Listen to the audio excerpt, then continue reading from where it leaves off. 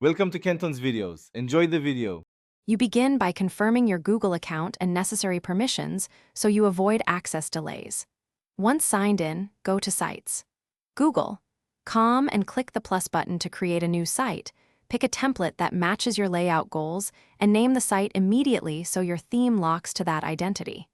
Make sure to preview the tentative URL and adjust the site name for SEO-friendly text. This first batch gets the foundation in place, so you can add pages and content next.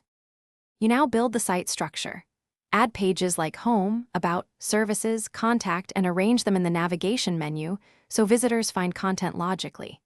Next, design each page with sections and column layouts.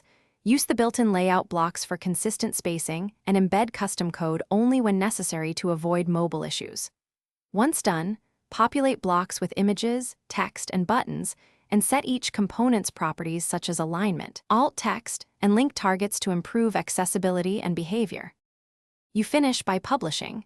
Choose a custom domain or accept the Google Sites address, then set visibility to public, domain-only, or restricted.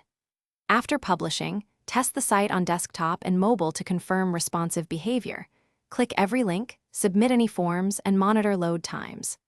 If something breaks, use the version history to revert to a prior draft and double-check sharing permissions and embedded content sources. One key tip: clear browser cache and republish after fixes to ensure visitors see updates. Thanks for watching. Consider subscribing if we helped you.